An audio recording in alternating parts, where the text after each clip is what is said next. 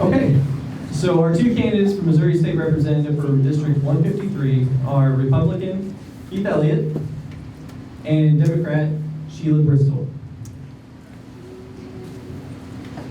So the way we'll go, you'll answer first, and then you'll answer the same question. According to the National Institute of Minority Health and Health Disparities, Ripley County has a poverty level of 14.5%, which places us tied at 15th for the largest poverty percentage in Missouri. What do you feel are the largest contributing factors to the high poverty rate in Southeast Missouri, and specifically Ripley County? And how would you address this if you were elected as our next representative? Well, I think there's a couple things that's going to contribute to this, and some big factors in this. And one, as I have talked to chambers, I've talked to, I need to move from somebody. As I've talked to chambers around the district, I've talked to Rotary clubs, I've talked to business owners.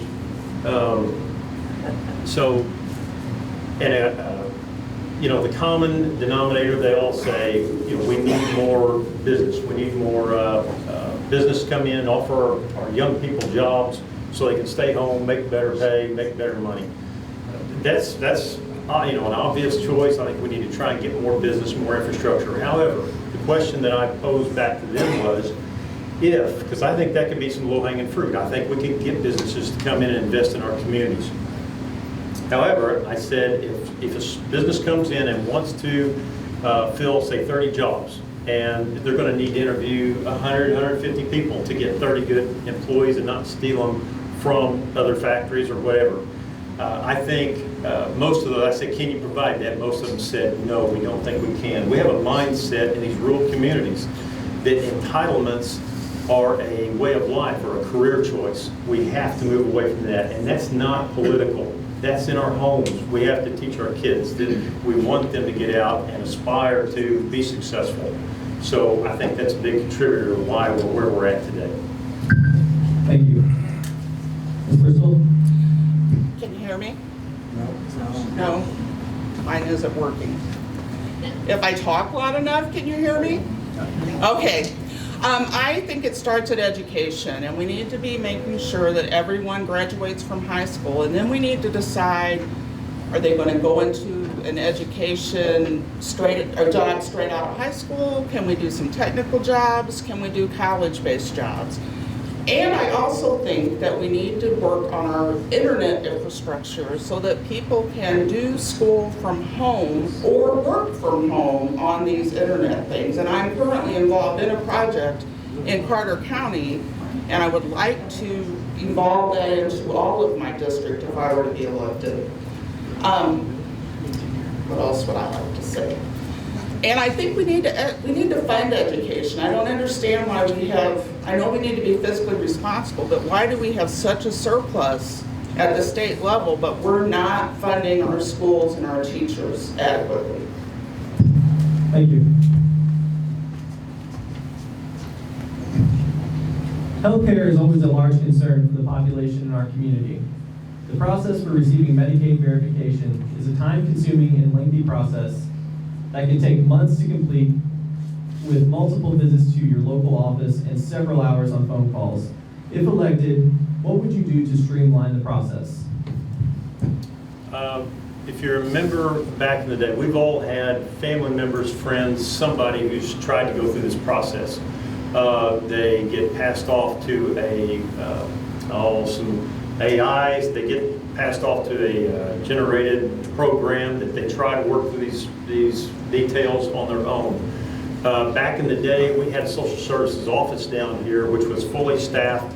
You could go in, you could take care of your business that day personally.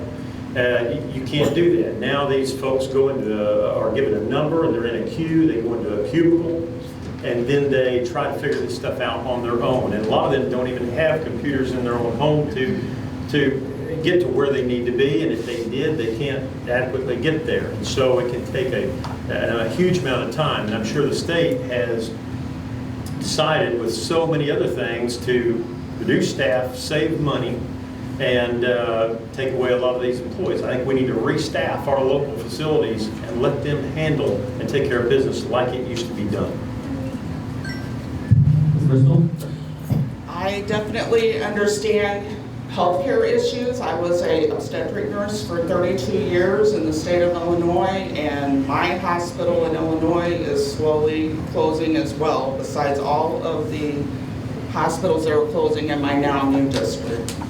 And I think that we could cut the red tape if we just went to a single payer system, and we would not have to worry about this. Everyone would be insured. And then we could bring healthcare back to the community.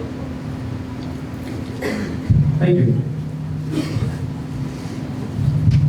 Another healthcare concern is access to healthcare facilities. Since Ripley County lost its hospital, most citizens must travel over 30 minutes to reach their primary care providers.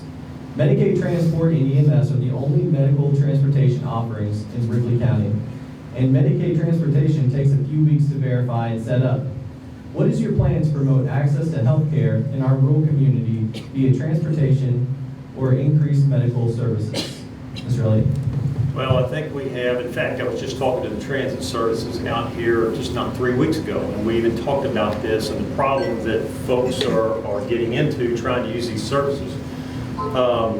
There is a mediator between these folks that they have to call, and then they schedule their rides, or they schedule it, and so they may send this van out of transportation out of Doniphan, and if somebody lives in Doniphan, they may send it out of Doniphan, they may send it out of Alton, they may send it out of St. Louis, and by the time they get that scheduled, a lot of these folks are beyond their appointment date. They have to reschedule their appointments to the hospital or to the doctor.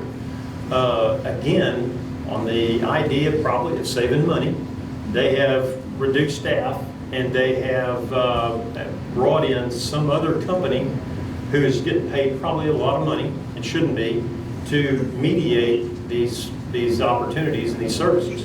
And so that needs to be handled at our local buildings. And they can call out there, they can schedule these events, they can schedule these trips, and it can be taken care of here at home, rather than paying some company to handle it, something that don't even need to be handled. Thank you. Ms. Bristol? Well, as I said before, I would want to go to a single payer system and try to return some of the health care to the community. But I think I would also sit down with the area providers, even as far as St. Louis or Jonesboro, because I'm sure there's some higher level care that people from Doniphan go to Jonesboro, and maybe we need to sit down and make a network of a bus schedule instead of depending on a Medicaid bus or something like that. Thank you very much. Can you discuss a bill that did not pass into the last legislative session that you think would be refiled, and please tell us if you will be for or against this bill? Yes, there was an IP reform bill that was passed, something I'm pretty passionate about, initiative petition. This is exactly how we got recreational marijuana in our state, which I'm not for. And you get enough names on a petition, that can go straight to the ballot, bypasses Congress. And so I think as of right now, that bill was brought up in this last session. It was passed through the House, and it hit the Senate, and it locked up there through a whole bunch of bickering, and it was left on the table and did not pass. Because of that, the reform bill would have made a difference as to, instead of being passed by a 50% plus one majority in our state of the people, it would have to be passed by a 50% plus one majority in 5 out of the 8 districts. So it would give us some say-so, and not just to St. Louis and Kansas City. So that bill, and because that bill was not passed, we have legislation probably coming where we're going to see abortion back on the ballot, maybe possibly as soon as this November, this fall. And a lot of folks don't know that's coming. A lot of folks think Roe versus Wade was overturned, and that was a victory. But this is coming, and it's because that bill was not passed through legislation this past session, which was very disappointing. So that is something I would absolutely be for, and I would love to bring that up myself and bring that on the floor. I'm not entirely positive if the corporate tax reduction bill passed. But that needs to be abolished because corporations need to be paying their fair share. I'm not saying small businesses need to pay what Boeing's paying, but they're using our roads, they're using our waterways, that type of thing, and they need to pay their fair share to fund our state. Thank you. What motivated you to run for office, and what does the future of Ripley County look like to you? Well, I think the biggest thing was just the status and where we sit in the government, the leadership we have today. I don't think there's room for any of us to sit back and do nothing anymore. I think we have to stand up, let folks know we ain't going to be pushed no more. We're tired of giving up ground as conservatives in these rural districts. And what was the other part of your question? What does the future of Ripley County look like to you? I think just something on a very personal level, on a level here in this county. I think getting folks educated about the census and the information and the data that comes off of that, whether it be the regular census or agriculture census. We have so many folks throwing those in the trash, and they have a huge bearing on funding that comes to our county, whether it be in agriculture, nutrition centers, services that we get in these local counties. Our nutrition centers have been cut drastically simply because it's based on numbers. And a lot of folks pitch those in the trash, and a lot of that's because they don't trust the government. They don't want to give information, and I don't blame you. We're all probably there. So that's what, but at the same time, I think we need to be educated. We need to get more education about the importance of these census and what they bring to the table for these rural communities. Thank you. Ms. Bristol. I retired to Carter County, Missouri in 2019. My family has been here since the 1880s, ongoing. And I started looking into why my internet service was so poor, having come from a city, and that started getting me asking questions. And then, to be completely honest, for me, women's rights is what motivated me to run.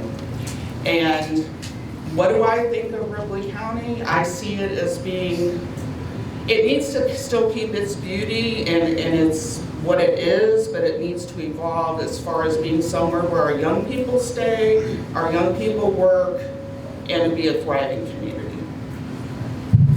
Thank you both very much.